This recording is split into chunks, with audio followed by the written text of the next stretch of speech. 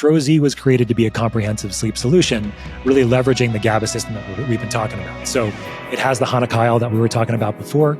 It has the agrin that we were talking about before as well. Agrin from the psychedelic mushroom, the Amanita. Very, very low doses, no psychedelic experience, just long-acting GABA support throughout your whole evening. Has CBD. It has CBN in it as well. It also has adenosine. So adenosine's not acting on the GABA system, it's working on the adenosine receptors in the brain. And you were mentioning caffeine earlier. So this is for your people that like to drink coffee all day long, but it can screw up their sleep. Having some adenosine before you go to bed, or it can really help with that unbinding of the caffeine to the receptor and getting adenosine to allow it to bind.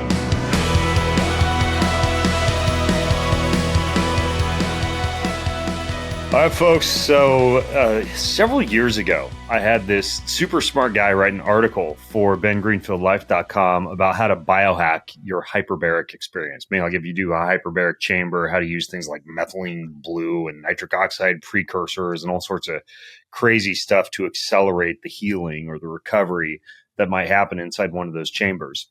The guy who wrote that article was actually my guest, or is my guest on today's show, Dr. Scott Sherr.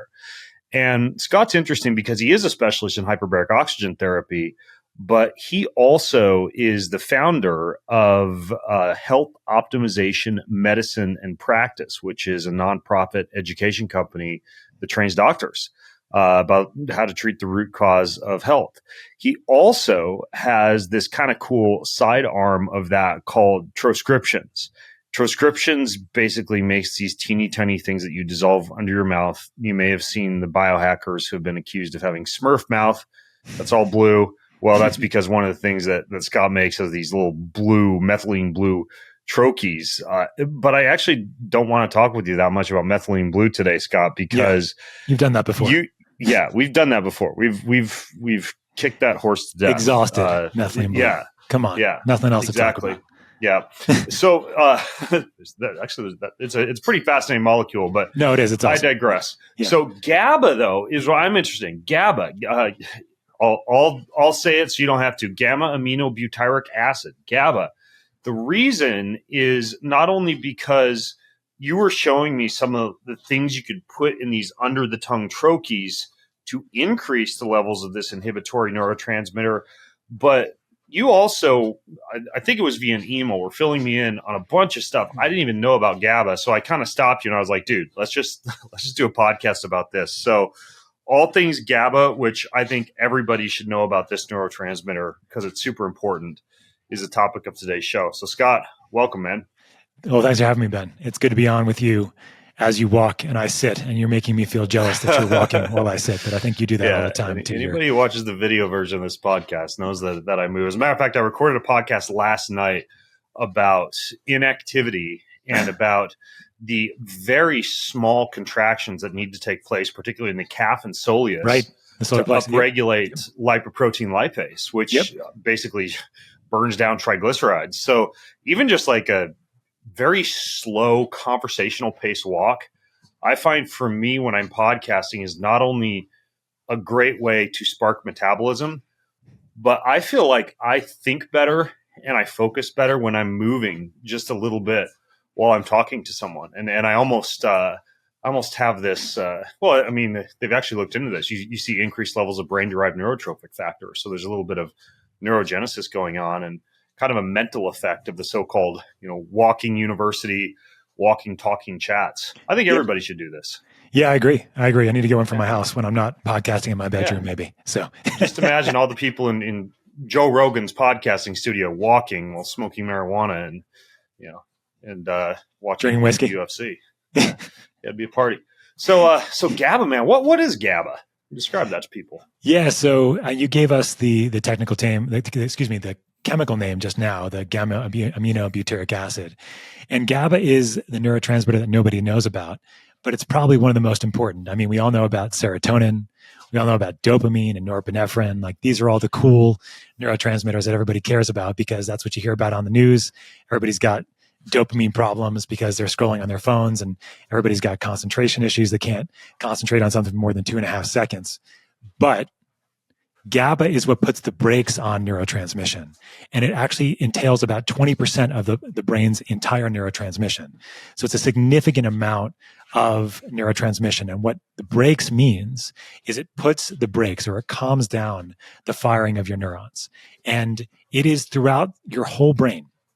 If you don't fire, you're going to calm down. You're going to feel a significant difference if you are in an excitatory state. And so you have GABA around, and GABA is always being balanced by an excitatory neurotransmitter called glutamate. Glutamate and GABA make up in total about 80% of your brain's neurotransmission. So this is a huge amount. And so GABA is made from glutamate. So glutamate actually gets converted in the brain and into GABA. But so many of us these days, Ben, are GABA deficient. And there are tons of symptoms which I can just kind of rattle off for people just so they can get kind of an understanding. But so top symptoms of GABA deficiency from a mental health perspective are anxiety, fear, depression, migraine, short temper, phobias, impulsiveness, disorganization, addictions, even schizophrenia and OCD have been associated with GABA deficiency. And systemic symptoms like IBS, diarrhea, hypertension, tinnitus, chronic pain, allergies, frequent urination, flushing, bloating, sweating, salt cravings, and muscle tension are the ones that we typically think about when you're thinking about GABA deficiency. But this is not, obviously, everybody that has these symptoms doesn't necessarily have GABA deficiency, but it's not on the radar for any clinicians that I really know. And it's not on the radar really for people when they're having these kinds of symptoms, like they're depressed because they're GABA deficient. Oh, that's not what my doctor told me. They told me to take an SSRI, right? So we have all of these potential symptoms and conditions that may be related to GABA being deficient in the brain because those brakes aren't working well. Now, is there a way to test for this? Because for a while, there were some urinary neurotransmitter tests that I was aware of, like the Dutch Complete, for example, which is a great test for hormones, will test for neurotransmitters. But I've heard many times, I'd love to hear your thoughts on this, that the urinary neurotransmitter levels don't really tell you what's going on in the brain. Is that true? Absolutely true. Yeah. So they can only be corollary. And that's a significant problem because you really can't get a good sense of what's happening in the brain looking at like an organic acid level of your neurotransmitters. Now, this is why it's really important to have a clinical history when you're talking to somebody and understanding in the context of that what neurotransmitter levels may be correlated to from a brain perspective, but it's still just a correlation. So besides symptoms, are there any other things you could test to see if you could be GABA deficient, like any minerals or vitamins or hormones or anything like that? Yeah, exactly. So what you can do is look at what actually turns into glutamate in the brain. So what you do is you start off with the amino acid that typically is the one that's going to get converted into glutamate, and then glutamate getting converted to GABA, which is glutamine. So glutamine is an amino acid that you can measure. You can measure it in urine. You can also measure it in your plasma. And so you can measure your plasma glutamine levels to get a sense if you have enough precursor to make enough GABA in the brain. GABA precursors include the most important amino acid in this sort of whole process is glutamine. So glutamine is an amino acid we can get from food sources, as many of us know. Glutamine gets converted into GABA via glutamate. So glutamate then gets converted to GABA, but it requires vitamin B6 and it requires magnesium to do that. So you can measure glutamine levels, you can measure glutamate levels, you can measure vitamin B6 levels, you can measure magnesium levels. So all these are extremely important in the whole process of making your GABA. Okay, so if I'm deficient in vitamin B6 and magnesium and glutamine, it could be a clue that I'm GABA deficient, especially if you pair that with some of the symptoms that you talked about earlier. This kind of reminds me of like glutathione, right? You could supplement with glutathione, but also including sulfur-rich foods like, say, eggs or whey protein, or having the amino acid cysteine, or taking selenium can all help with your body's own glutathione production. It sounds like it's kind of similar with GABA. Yeah, absolutely. And the thing about to think about too is that glutamine is one of our most important amino acids too. It's not just used to make GABA. It's also the main fuel of your enterocytes in your small bowel. So if you have a leaky gut, if you have small bowel overgrowth, if you have small intestinal bowel bacterial overgrowth, then you're going to also have a hard time utilizing that glutamine in another way to make it into glutamate and then to make it into GABA. So you really do want to be thinking about the precursors here. And when we do testing in health optimization medicine, and I'm one of the co-founders of that company, Dr. Ted Achikoso is actually the pioneer over there. But when we think about doing health optimization testing, we are looking at plasma amino acid levels and glutamine levels as a marker, along with obviously B6 and magnesium. But what I think is important for people to remember is that this should be on your radar. But it's not, because we're more focused on dopamine, norepinephrine, and serotonin. We're forgetting that the brakes are as or more important than the actual drive of the brain itself and how that's causing the brain to fire as opposed to calm down. Okay, and hopefully I'm not getting too into the weeds here, but the idea of GABA, like a lot of neurotransmitters, is I'm assuming it's interacting with the cell receptor in some fashion. Right. And based on that, let's say I had enough GABA, are there things that could block that receptor, block GABA from working properly? Like with caffeine, for example, one of the ways it works is it blocks adenosine, which is a molecule that increases sleep drive. Right. From making you feel sleepy, because caffeine is kind of like almost like a receptor blocker or taking up the space in that sense. Are there things like that with GABA too? Yeah, so GABA has different receptors in the brain. There's called the GABAA receptor and the GABAB receptor. And caffeine is actually a well-known desensitizer of the GABA receptor. So it desensitizes the ability of GABA to bind to its receptor and to cause its function. So what GABA will typically do when it binds to the GABAA receptor, these GABAA receptors are all over the brain. The GABAA receptor will open when GABA actually binds to the receptor. And when it opens, it's actually a chloride channel. The chloride channel opens. Chloride goes into the postsynaptic neurotransmitter, postsynaptic neuron. And as a result of that, it blocks the transmission of the signal going forward. So if you have things that are going to desensitize the GABA receptor, hypothetically, or antagonize that receptor itself, and there's other things that we can talk about that do this, that'll also decrease the ability for GABA to bind to its receptor on the actual the site, and then decrease the ability for it to actually get that chloride channel to open and to stop firing. Yeah, with the biggest issue with that being that if you're keeping an inhibitory neurotransmitter from being active, you're going to reduce your ability to be able to sleep and relax, which is obviously a problem for a lot of people. What else besides caffeine could do that?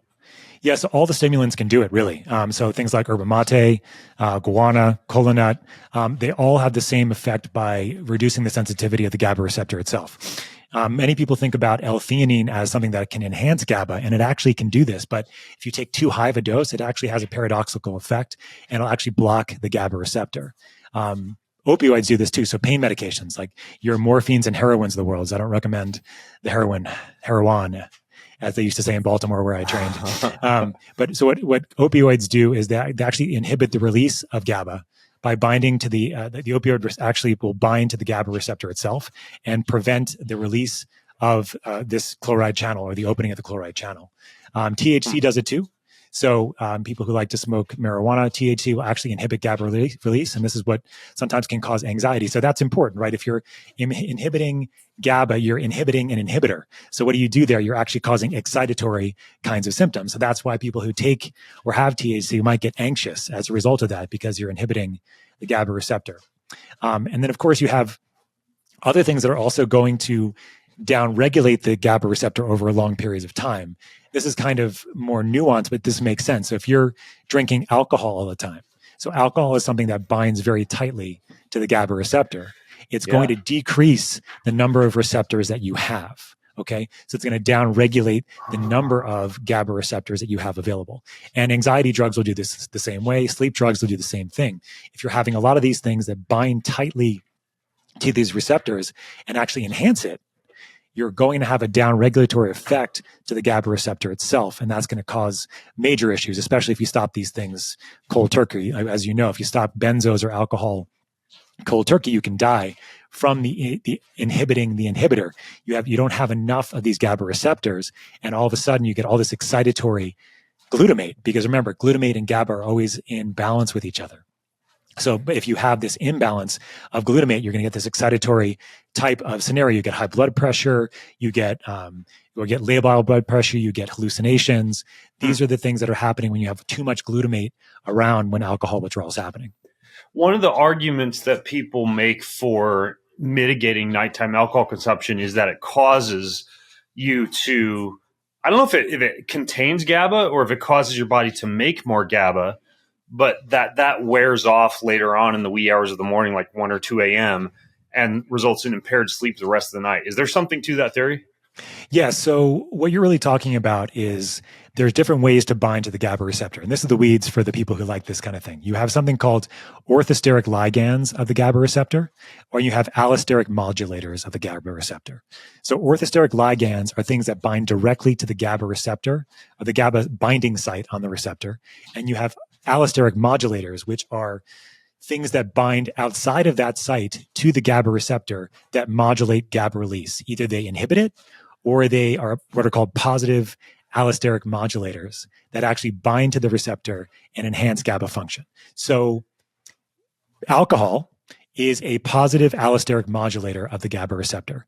It's a very, very tightly bound GABA allosteric modulator. So when it binds tightly, but as you said, it does bind for a very short period of time. But that tightly bound aspect of it is what makes it so addicting for people over time. Because when it's so tightly bound, what happens is that receptor starts down-regulating itself, or there becomes less of them. So you need to drink more alcohol to get the same benefits or the same sort of effect. So this is a tolerance effect. So if you have a longer acting positive allosteric modulator that doesn't have as much of an affinity, this could very much help with sleep actually, and not have the same potential downsides.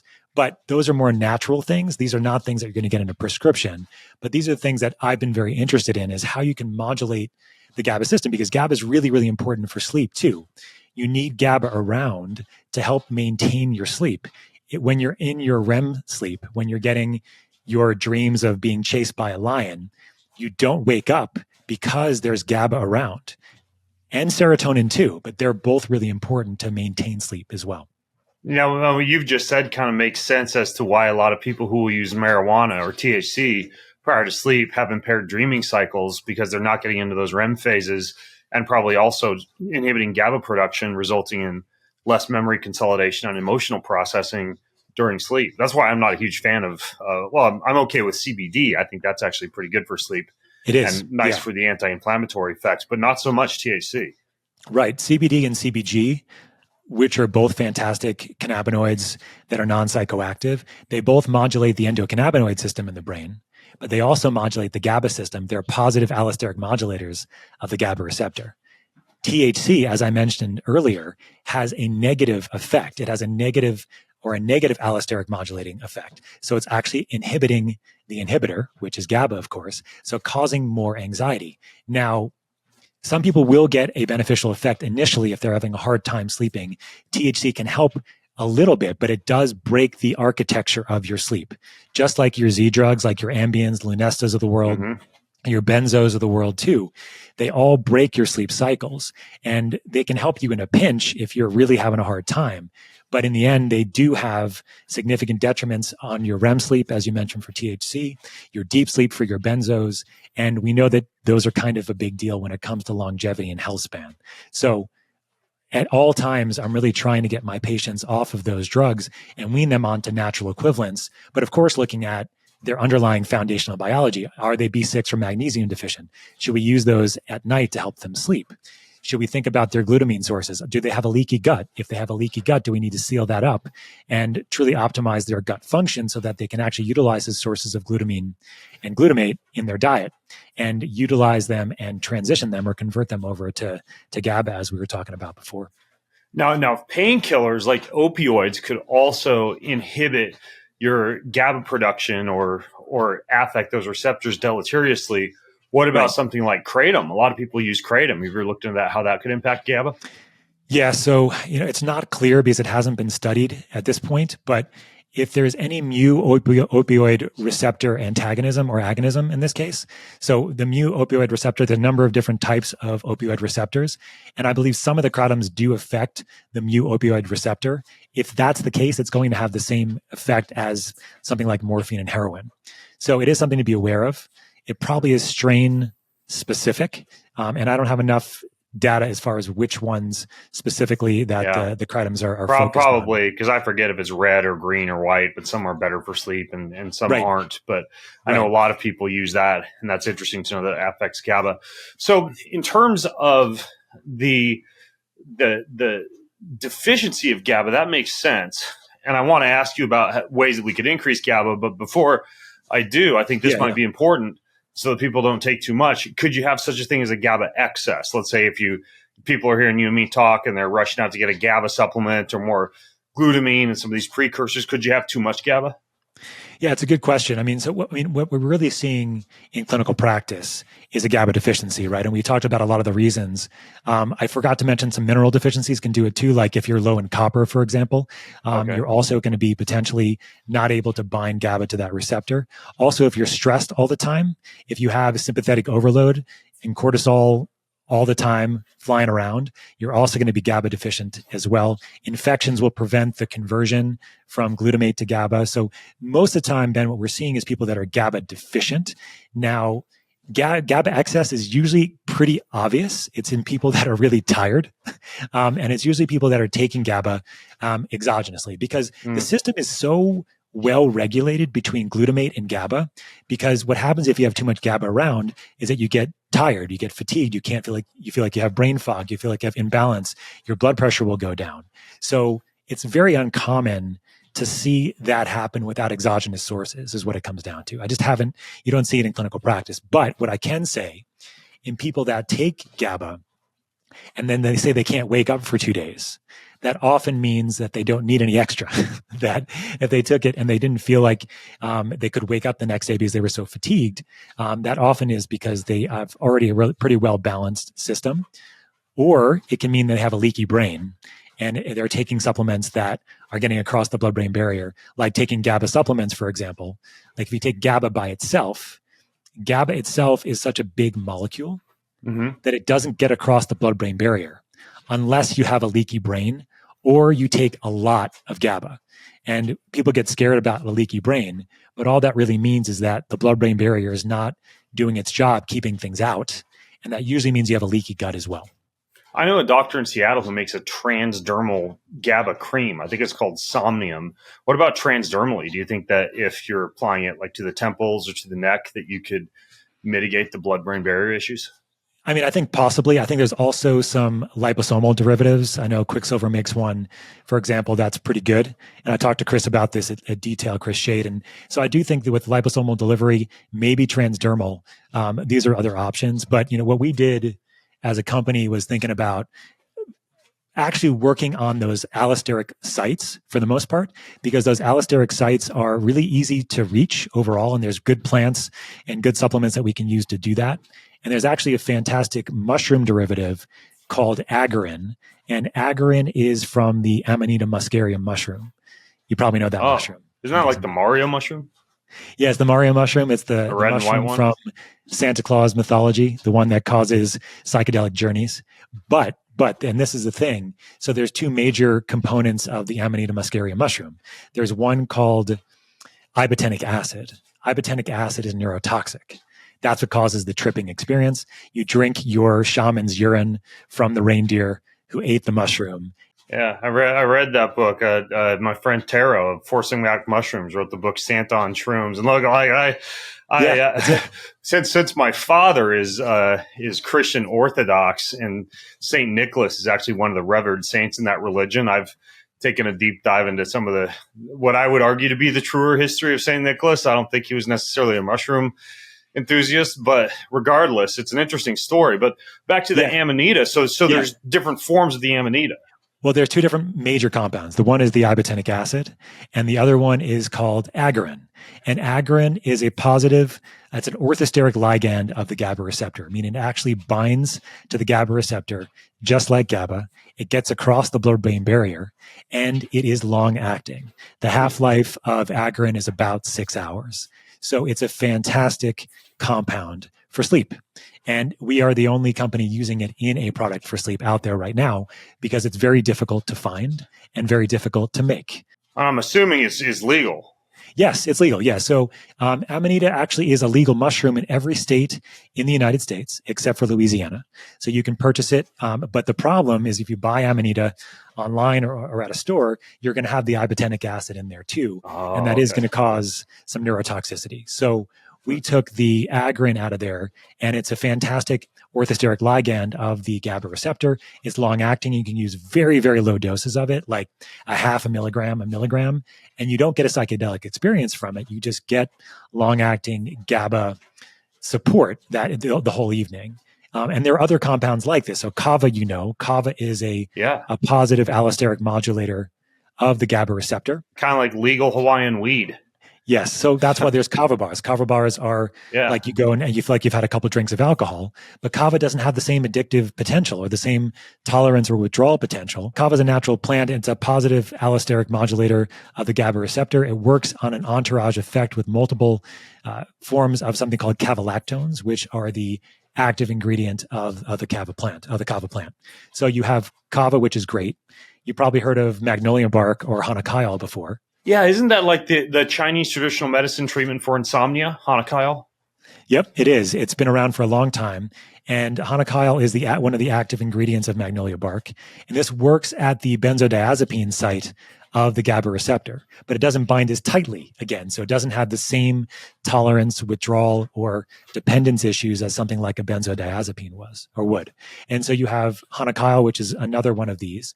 So I've also discussed some of the cannabinoids. So CBD, CBG, CBN, they're also working as positive allosteric modulators of the GABA receptor. And they're also working on the endocannabinoid system along with other areas too. I mean, CBG is a fantastic cannabinoid working on the PPAR gamma side and metabolically. It's got some really cool things happening there too. With CBG, a lot of people will say, well, that's the good endocannabinoid for focus. And they'll say CBN or CBD would be better for sleep. But what you're saying is you could take CBG and it would have a good impact on GABA in terms of supporting sleep? Yeah, so I think more of CBG as an anxiolytic overall. Okay. And that's where the data is. And so I think more of CBN is something that helps with sleep support. And there's a little bit of a difference, right? So we talked about there's GABAA receptors, but there's different types of GABAA receptors. Each GABAA receptor has 5 subunits. And each of these subunits has a different composition depending on where they are in the brain. So you have alpha 1 subunits, which are more responsible for sleep, and you have alpha 2, which are more responsible for anxiety. And so you can actually modulate the type of receptor you want to address depending on the issue that somebody has. And these GABA receptors, as I mentioned, are everywhere, but they're also in a really cool location, Ben. They're called interneurons. Interneurons are these neurons that kind of like the way stations between other neurons. So you'll have like a huge serotonergic neuron and a huge dopamine neuron, and like in between you'll have a GABA neuron. And what GABA is really doing is it's helping with the processing of information. So learning, memory, skill acquisition. Oh, wow. It's not all just about dopamine and serotonin. We actually have to be able to put on the brakes.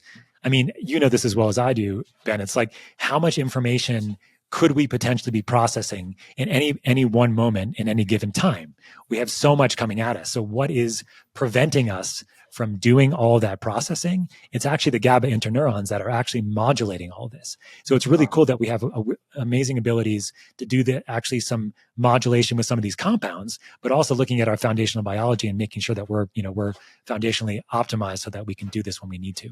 Yeah, usually what holds me back most from the amount of information processing I can achieve is whether or not we run out of coffee that day. But I actually didn't know that about GABA and its interplay between serotonin and dopamine. Oh, yeah. So you talked about the magnolia bark extract, CBN, CBG, some of these cannabinoids. In addition to that, you brought up the mushroom extract and the kava. Now, are these all things? Because you gave me two different products when we were at the Yep. recent A4M, the American Academy for Anti-Aging Medicine. We were talking there, and you gave me some stuff to help me sleep in Vegas. But before that, I think you'd sent those same products to my home. One was called Trozy, one was called Tro Calm. I don't really understand the difference between the two, but does one of those have all the ingredients you just listed? Yeah, man. So the Trocom was created for anxiousness and for stress reduction. And it's a combination of kava, CBD, CBG, and something called nicotinyl GABA. We didn't talk about that one, but nicotinyl GABA is a vitamin B3 attached to a GABA molecule. As I mentioned earlier, GABA itself doesn't get across the blood-brain barrier very easily, but a vitamin B3 attached to a GABA does. And when it gets into the brain, this is super cool. It hydrolyzes, so it breaks up into vitamin B3 into GABA. So GABA becomes the neurotransmitter GABA, and vitamin B3 becomes vitamin B3. So that it causes mild vasodilation and mild activation. So that's nice because during the day, if you're taking something for anxiety or stress, you don't want to feel tired. You just don't want to feel anxiety and stress. That's kind of like how some people will like microdose with CBD, like 10 milligrams of CBD. Larger amounts would just knock you out, but they'll use that for a little bit of relaxed focus. Theanine, which you mentioned earlier, people will use for that as well. So what you're saying is Trocalm, it's helping out with GABA and relaxation, but in a more focused way that could be taken during the daytime. Exactly. Yeah. And as you know from our troches, like these are titratable. So they're dissolvable lozenges that go between your upper cheek and gum, take about 15 to 30 minutes to dissolve, bypassing digestion in your liver and small intestines. So you get a faster effect. And as a result of the troche itself and how it's created, it's precision dose. So each quarter of it is the same amount, equal 4 quarters, equal the amount that's in the troche. And so you can take just a quarter to take the edge off. And you do that during the day if you're having an anxious moment. So it's like the example I always give is you're about to give a speech, but you can't remember any of your lines because your brain is so sympathetically dominant that everything has gone blank. If you just take a little bit of a Trocom, just a quarter of that can take the edge off, and all of a sudden you're just firing on all cylinders. So it's that calm, focused kind of feeling. But if you have more issues with stress and anxiety, taking more of it can significantly help. With that vitamin B3 attached to that GABA, though, it's super interesting because you just won't feel that tired. It's something that can help you wind down in the evenings, but it's not going to make you feel sleepy per se. But for me and for a lot of my patients, it actually helps quiet the mind. I mean, on average, I think you probably know this, Ben, but I think on average, a human has about 70,000 thoughts per day. Yeah. And if you are anxious or stressed, you have about 120,000 thoughts per day. If you have depression, it's the same thing. So you're ruminating on this stuff. And so what Trocom can do, and any sort of GABAergic kind of ecosystem that we're creating with this product, which is very cool, is that you can just tamper down, or just, as Dr. Ted would say, cause constipation of your thoughts to patient. Yeah. I feel like I usually have thought diarrhea more often than thought constipation. The troche, you said the upper cheek and the gum. I've actually been putting these kind of like right in my lower lip, like where you'd usually put, I don't know, like a nicotine pouch or something like that. Is that the wrong location? So the lower lip has about 2 layers of mucosa. Okay. The upper lip, between your upper cheek and gum, they have about 8 layers. And the reason why we like it up here in the upper cheek and gum is that it's going to actually get most of the ingredient to dissolve directly into your cheek mucosa, directly into your vascular system there. That's interesting. All right. Well, I might have been wasting some of this stuff then, because I've never put it up there. Yeah, you're not wasting it because you're getting it. If you're swallowing it, you're still going to get the effect. It's just going to take a little bit longer. And what we find is that for the Trocom specifically and the Trozy, that it's obviously going to work faster this way if it's dissolved up here.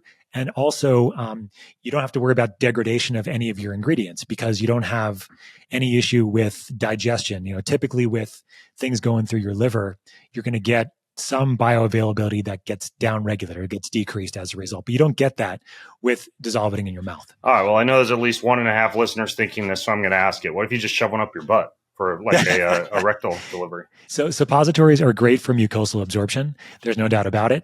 Our troches are not formulated in that way. They have some flavoring. They have a little bit of peppermint, for example, in our other products, and a little bit of cinnamon. So you don't want to be doing that in your rectal mucosa. Now, I have no problem with suppositories. I think they're fantastic, but not for arthroches. But like, as I said, if people don't want to dissolve them in their mouth, they can swallow them. And they do work that way. They're just going to be working a little bit slower. And they're also probably need a little bit of a higher dose, for example. So if you needed a quarter, you may need a half. But I mean, honestly, 15 to 30 minutes and you start feeling the effect. It's pretty profound for most people. Yeah, they kick in pretty quickly. Like for me, I've been using it just because, I kind of stick to my tried and true habit. I use the key on sleep, some CBD, and if I'm traveling, melatonin before bed. And that works pretty well for me. But when I've been waking in the wee hours, I've been popping.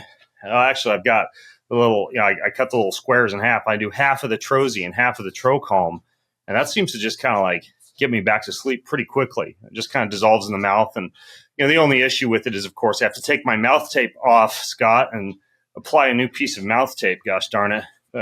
Maybe that's why I asked the suppository question, because I believe it or not, I don't tape my rectum for sleep. But the Troz, the other one, what's in the Troz? Because you were just talking about the Trocalm. Yeah, so the Trocalm has those 4 ingredients that are really working synergistically together in low doses to optimize for stress and anxiety and help you get rid of those fast. And Troz was created to be a comprehensive sleep solution, really leveraging the GABA system that we've been talking about. So it has the hanikayal that we were talking about before. It has the agrin that we were talking about before as well. Agrin from the psychedelic mushroom, the Amanita. Very, very low doses, no psychedelic experience, just long-acting GABA support throughout your whole evening. Has CBD. It has CBN in it as well. It also has adenosine. So adenosine's not acting on the GABA system. It's working on the adenosine receptors in the brain. And you were mentioning caffeine earlier. So this is for your people that like to drink coffee all day long, but it can screw up their sleep. Having some adenosine before you go to bed, or it can really help with that unbinding of the caffeine to the receptor and getting adenosine to allow it to bind. You could use an adenosine and actually kind of knock caffeine off that receptor. Yeah, you can. You just gave a whole bunch of people a lot of excuses to have an affogato after dinner. Yeah, I mean, obviously, buyer beware. And it may not work for everybody, depending on how much caffeine you have and how sensitive you are. But that's why we added it to the actual formula. We also have another really cool ingredient in there called cordycepin. So it comes from the cordyceps mushroom, and people have some fun interplay with the cordyceps mushroom now because of the show on HBO called The Last of Us, and the cordyceps mushroom. But it's a medicinal mushroom that's been around in Chinese medicine for thousands of years. It does eat the brains of insects and take them over. So that does exist. It doesn't take over and make us zombies yet. But cordycepin increases slow wave sleep. No way. So I always thought it was a stimulant. No. Cordycepin it increases slow wave sleep. It also has these profound effects on metabolism. It's been studied in cancer. It's been studied in insulin resistance. It is a very cool compound. And again, we're the first company to ever put it in a sleep formula. And this is, of course, out of Dr. Ted's brain. But the key with all this, Ben, is we are enhancing and optimizing sleep architecture. So we are only doing that in a very holistic way. And that's the key with taking anything for sleep. You really want to try to take things, like your stuff, I'm sure too. It's trying to enhance your sleep architecture and not mess with it. And we also have some 5-HTP and some melatonin in the formula as well to help round it out as a comprehensive sleep solution. How much 5-HTP? Do you remember? Yeah, 50 milligrams of 5-HTP. Okay, so that's not too much because you get a lot from the. I guess it's probably more like the Ray Pete, Georgie Dinkoff, small niche community online. Dr. Joe Mercola is kind of on this as well. Like too much 5-HTP could actually be deleterious due to serotonin excesses. Yes, yeah, I'm definitely familiar with Joe's interest in that and Ray's interest in that as well. But I don't see it as being a big issue. I mean, oftentimes, it's a very low dose here at 50 milligrams, and the other people, sometimes will also get a little upset about melatonin in there too. I don't know what your thoughts are on, but I mean, from my perspective, even if people are well dialed in with circadian rhythms, our melatonin production does go down as we get older, and it's especially important when we're traveling as well. So Trozy is a great sleep solution. I feel like, with the melatonin in there. I travel so much, Scott, that let's say there is, even though I don't think there is, let's say there is a negative feedback loop with melatonin, and by supplementing, you're shutting down your own endogenous production or whatever. For me, it's one of the best travel hacks ever. And it's kind of like guys who just want to maintain libido and strength and muscle mass as they age, who take testosterone. It's like, well, yeah, you're going to shut down your own endogenous production. You could take enclomet or enclomiphene or HCG and mitigate some of that. But at the end of the day, it's a decision about better living through science and shutting down something. There's the possibility of shutting down something your body makes. And for me, I'm okay with melatonin. And if somebody says, well, that means you're going to be dependent on it. Look, it's so clutch for me for travel that I'm okay with that. Yeah, I mean, I think that's a great perspective. And I also think that people don't realize that melatonin is so important for not only for sleep, but it's like one of our most powerful antioxidants. Yeah, amazing anti-inflammatory antioxidant. I have a friend who just got a urinary tract infection, and I have them recommended them high dose melatonin protocol by day and methylene or by night, and methylene blue protocol by day for that very reason. Yeah, for sure. And people taking very, very high doses of melatonin as an anti-cancer. And I know you've talked about before that on the podcast, I'm sure. So I think that my sense of it is that very low doses, like 2.5 or 5 milligrams, they're not going to have any down regulatory effect on melatonin production. The other thing that people worry about is testosterone production going down with melatonin. And there's no indication that that's the case. There's no great studies at all. And there's been a lot of lay press, biohacker type of people saying that not taking melatonin because it's decreasing my testosterone. That's also bullshit too. So I think that there are certain people that will be more sensitive to lower doses. I'm more sensitive in general. So I only can have about 2.5 milligrams. Otherwise, I actually get a paradoxical effect, interestingly enough. Yeah, a lot of people report that. That happens to my wife. She takes so much. How much is in the Trozy? How much melatonin is in the Trozy? 5 milligrams. Okay. Yeah. So if you're cutting that, that's an entire square. So if you're cutting that in half, you're getting 2.5. Yeah. The average dose seems to be about a half a troche for the Trozy. So like almost all of our troches, a quarter, a half, a full is kind of deal. But with the Trozy, it doesn't really work for most people if they don't have another sleep stack with just taking a quarter. You need to take at least a half to get a good experience. But if you're already taking a sleep stack and you're adding it to the sleep stack, then it may be something you can start off with a quarter and kind of go from there. But people got to be mindful, of course, when they're stacking things together. I mean, obviously, if you're taking any other GABAergic drugs that are prescription, those are going to be much stronger. And so you have to be careful if you're taking anything that's going to enhance the GABA system too. Okay, got it. That makes sense. So, you hear about glutamate, and I know a lot of people who use ketamine. It's actually being used like recreationally as an intranasal spray by a lot of people, parties, raves, social functions, etc. I've used it before, but from what I understand, it actually interacts with glutamate. So I wanted to ask you this, like, is there any interplay between ketamine and GABA? Like, if you were to take GABA and ketamine at the same time, would they counteract the effects of each other? Or would long-term ketamine use have a deleterious impact on GABA or anything like that? Do you know anything about that? Yeah, so it's interesting. I was just talking to somebody about this yesterday, and the interplay it's on the glutamate receptors. But what I have a friend in the ER, he told me yesterday that the pharmacists hate ketamine because it's a dirty drug, and what by dirty means that it affects tons of receptors. It's not just affecting the glutamate receptors. It's actually affecting multiple different ones, including dopamine, norepinephrine, and also GABA as well.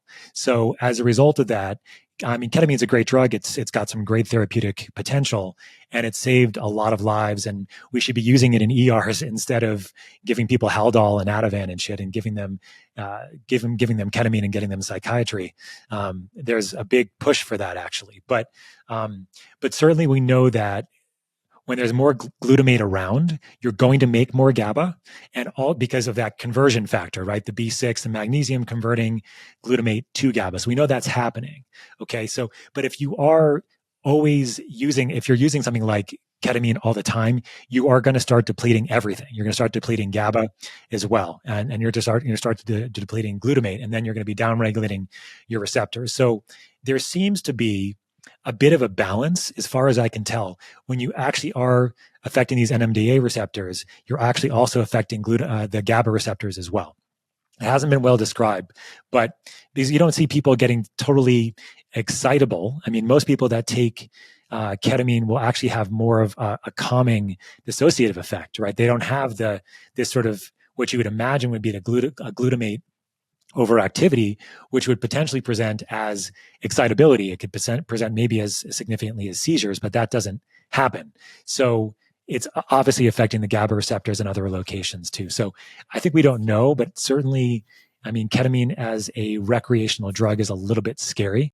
Yeah, I think a lot of people don't realize how depleting it can be. It's kind of like that, what do they call it? The Black Tuesday or whatever it is, after the weekend when you've had MDMA where everything's depleted and you got to take Suicide Tuesday. glutathione and SAMe. What'd you call it?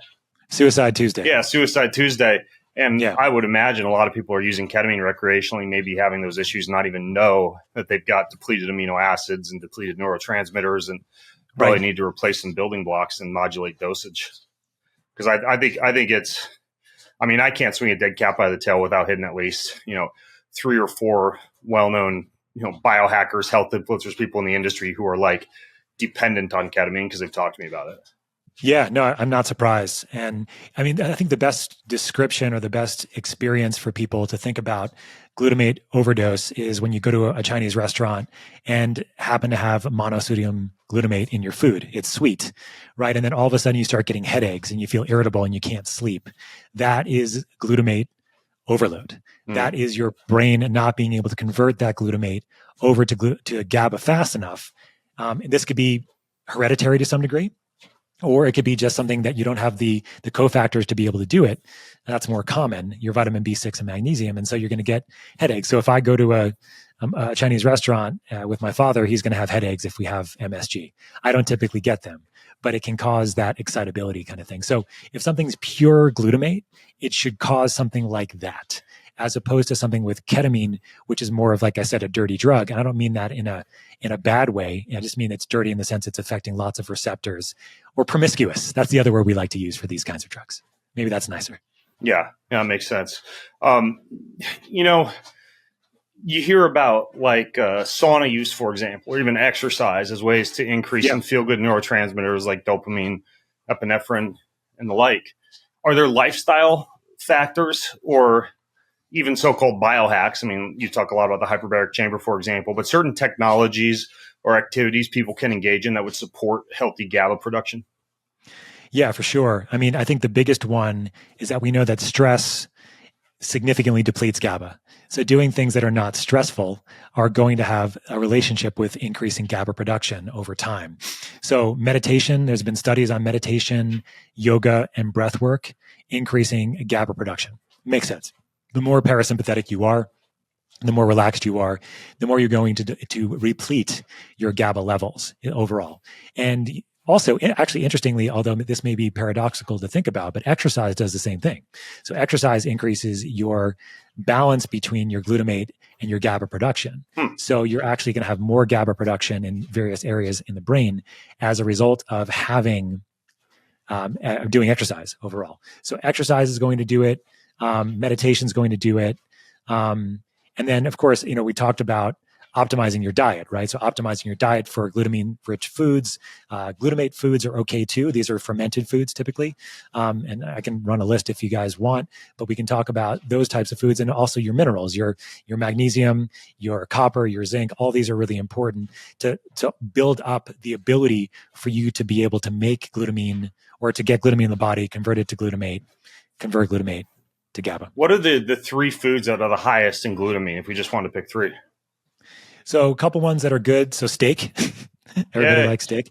Yes, steak is really high in glutamine, sauerkraut and fermented foods. And I mean, I'm not a big fan of cheeses, but cheeses also have a lot of glutamine in them too. Does the cheese matter? Because usually it's like the hard artisanal cheeses that seem to be the highest in some of these beneficial compounds. I think it's those cheeses. I don't think it's the soft cheeses as much, but I'm not like for a Parmesan sure Reggiano or something like that. Yeah. And then you have your glutamate containing foods. Seafood is high in glutamate, caviar, seaweed, mushrooms, spinach, dried cod. Those are the main ones that have a lot of glutamate in them. I think where I tend to focus with most of my patients that I work with is on the glutamine containing foods, because I find that if you're giving a lot of glutamate containing foods to people, sometimes they can get those headaches too, for the same reasons that you get it from monosodium glutamate. Steak and caviar sounds like a real drag, man. I don't think that sounds bad. That sounds perfect to me. There's a lot of websites and quizzes I've seen. Dr. Eric Braverman, he probably has the most popular one. I think that supplements company Newtopia, they have a quiz that I think is supposed to be kind of like a neurotransmitter quiz. But Is there Right. anything to this idea of like genetic predispositions or personality types that would dictate whether you're GABA dominant or GABA deficient? Do you have alcoholics in your family? That's the one thing, right? So, because if you have alcoholics in your family, this could be a genetic predisposition to having less GABA available, so that you have to actually increase GABA other ways to maintain some sort of mood regulation. Because our ancestors didn't have Trozzies. They had wine and mead and beer. Well, the thing is, Ben, that's a perfect segue. It's not so much that it's hereditary that they have a GABA deficiency. It's more that they're hereditary in the sense of their ability to methylate their B vitamins or their ability to sustain nutrition to optimize their glutamate and GABA levels. So my strong sense of this, and I've worked with several patients like this, and I have colleagues that have done the same. If you optimize somebody that has a history of alcoholism in their family, for example, if you optimize their vitamins, minerals, and nutrients, they don't feel like they need to drink, and they won't drink as much overall because they're not trying to maintain a GABA level that they couldn't maintain before because they had a genetic predisposition from a vitamin, mineral, and nutrient perspective. Because actual inherited disorders of the GABA receptor are ridiculously rare. Like they're just not seen in clinical practice at all. So I think most of the issues that we're seeing from a quote unquote genetic predisposition, like for example alcoholism, are related to vitamin, mineral, and nutrient deficiencies, and maybe some genetic abnormalities or heterogeneities there that are causing it, but not the GABA receptor itself. So I mean, but most of those quizzes are not going to ask about GABA. They're going to ask about serotonin and norepinephrine and dopamine, because those are all the sexy ones that people are talking about taking fasts from, or at least dopamine at least. Yeah. So when it comes to sleep, is there anything that you personally do besides Trocalm or Trozy for sleep that for you is just like a game changer?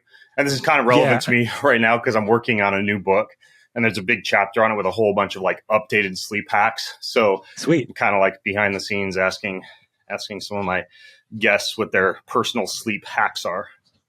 Sure. So from a product perspective, I'm actually more of a Trocalm guy, because for me, as soon as I fall asleep, I'm good. It's a matter of falling asleep for me. And so that's the type A personality, the perseverating thoughts, the thought diarrhea, as it were, as you were describing before. So my thoughts to patient would be Trocalm in this case. So I'll take Trocalm a couple hours before bed. Oh, a couple hours before. Yeah. I find that actually I could take it right before bed too, but I really like having it on board for a couple hours. It lasts for about 3 to 5 hours for me. So I like having it right before, like that sort of wind down period when I'm with my kids and I'm relaxing and I want my mind to be sort of off work, phone away kind of deal, and just having it as sort of an evening. So what people will do oftentimes is take Trocalm instead of drinking a glass of wine with dinner or having their beer or whatever it might be, is their wind down. So I like to use it that way. Overall, it's sort of like my wind down for the evening. But for me, actually, Dr. Ted Atracosa, who's been on your podcast before, he probably gave me the single most important piece of advice that I've ever received from sleep.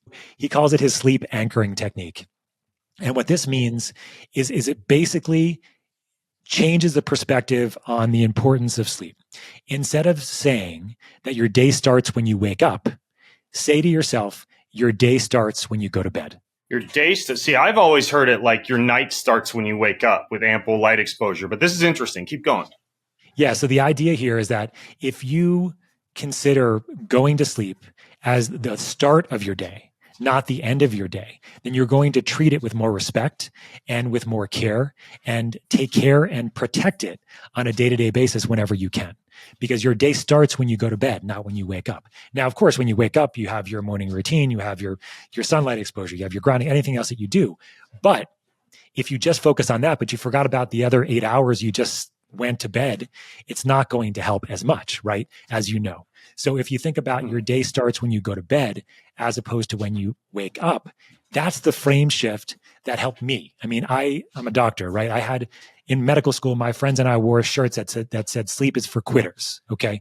So I didn't think sleep mattered for a long time. And even through my 30s, I didn't think it mattered. I thought I could be up in the middle of the night, do what I needed to do, and just work the next day.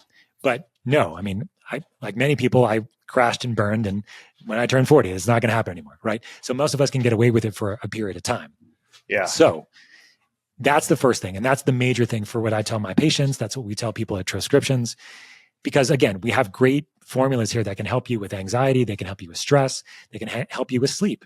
But what you should be doing is thinking about what is this whole sleep architecture that we were talking about.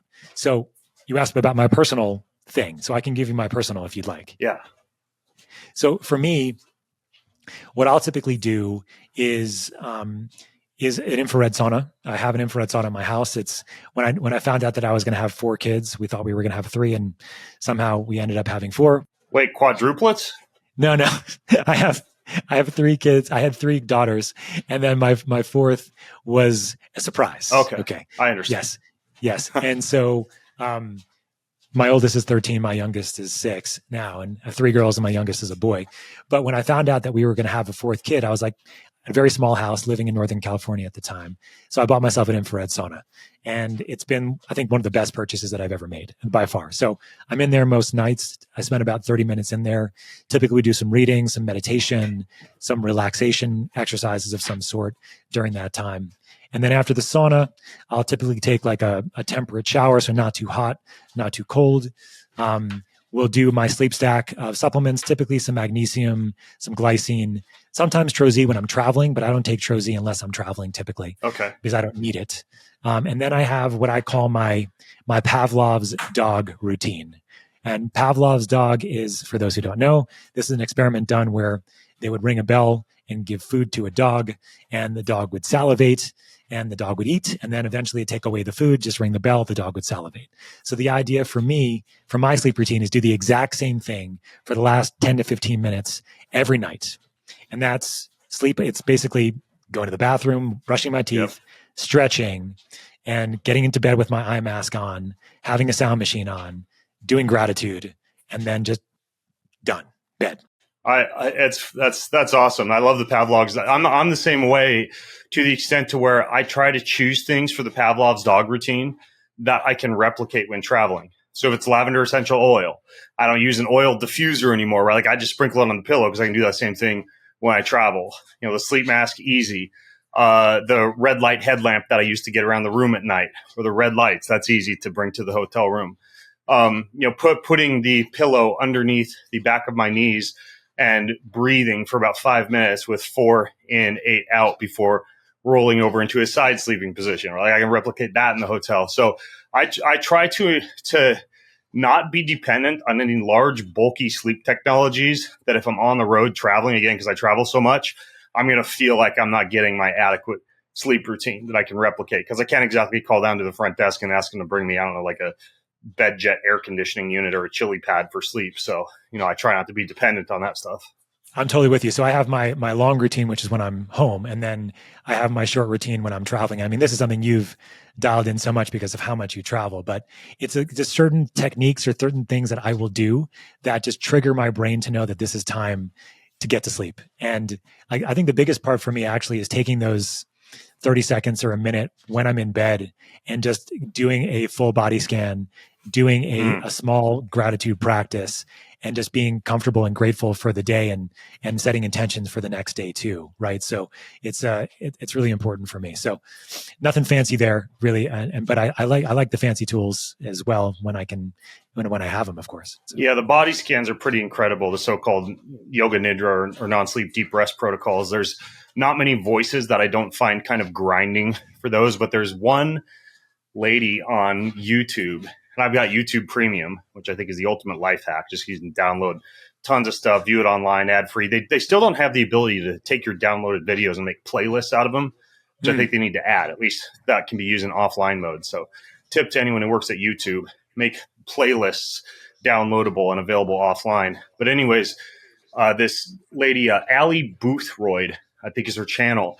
She has non-sleep deep rest protocols that range from 20 minutes up to a full 8 hours. And like when I flew back from Qatar the other day, because I just got back from India, I did her 8 hour on the plane with noise blocking headphones. Oh, wow. Incredible. And I usually what'll happen is if I wake up at like 4 a.m. or whatever, I want to kind of lull myself back to sleep.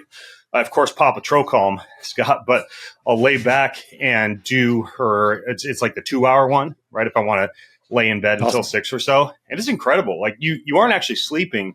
but you're in this, drool coming out the side of your mouth, non-sleep, deep rest state. And because you're scanning your body, I think this is why it works, is my working hypothesis at least. You can't think about work when you're thinking big toe, breathe, next toe, breathe, next toe, breathe, small toe, ankle, heel, back of knee. So it just kind of keeps your thoughts from racing. But her voice in particular is incredible. And what I do, I'll get a little techie on you here, Scott. This will be the pro tip.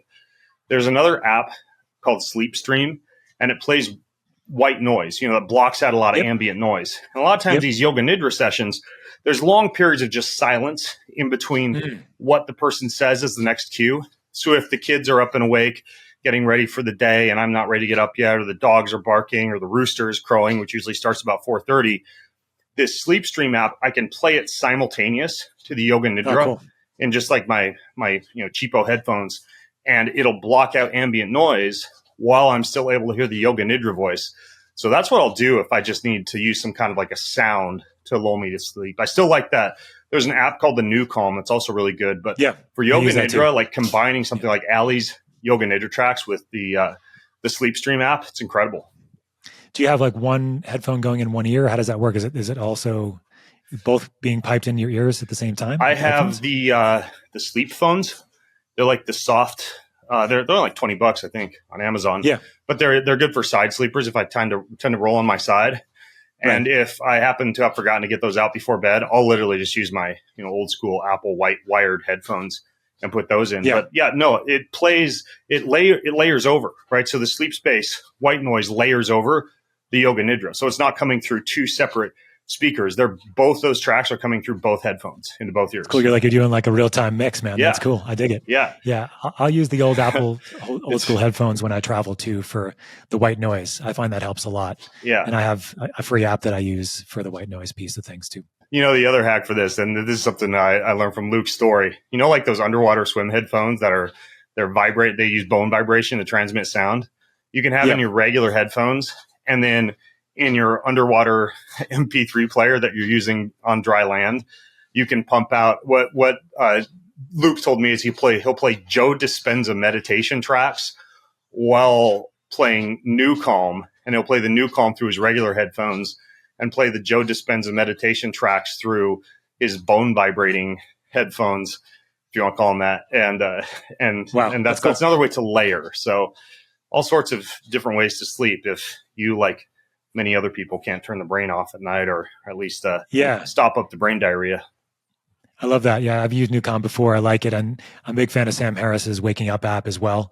And so some of his longer meditations, and I've had a couple of friends learn how to splice those things together with various other tracks like Newcom and other things. This is getting fancy, but it's interesting to play around with. I think the body scans are great for the reasons you mentioned, Ben. It's a way to get out of your head a little bit, and it's a way to just kind of let everything relax. And that's typically what you need. Is you just need your brain to shut off enough so you can start jumping into deep sleep, which is what all of us need to do in that early time when we get into bed. Yeah. Well, Scott, this has been a wide-ranging, valuable resource of information for all things GABA and sleep and beyond. So the transcription stuff, I know you gave me like a link and a discount code and all that kind of good stuff for people who want to try Trozy or Trocalm, or you also have the methylene blue ones, and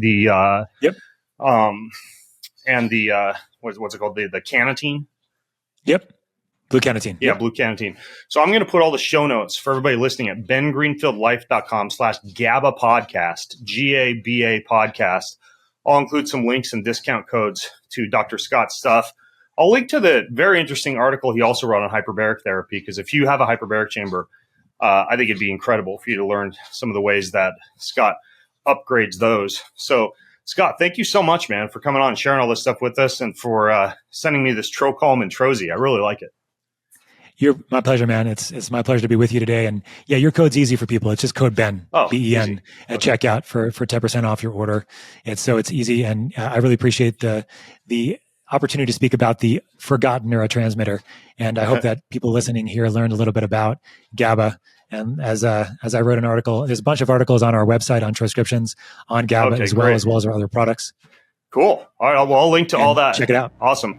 So bengreenfieldlife.com/GABA podcast. Till next time, I'm Ben, along with Dr. Scott Sherr, signing out from bengreenfieldlife.com. Have an amazing week. Do you want free access to comprehensive show notes, my weekly roundup newsletter, cutting edge research and articles, top recommendations from me for everything that you need to hack your life, and a whole lot more? Check out bengreenfieldlife.com. It's all there. bengreenfieldlife.com. See you over there. Most of you who listen don't subscribe, like, or rate this show. If you're one of those people who do, then a huge thank you. But here's why it's important to subscribe, like, and or rate this show. If you do that, that means we get more eyeballs, we get higher rankings, and the bigger the Ben Greenfield Life show gets, the bigger and better the guests get, and the better the content I'm able to deliver to you. So hit subscribe, leave a ranking, leave a review if you got a little extra time. It means way more than you might think. Thank you so much.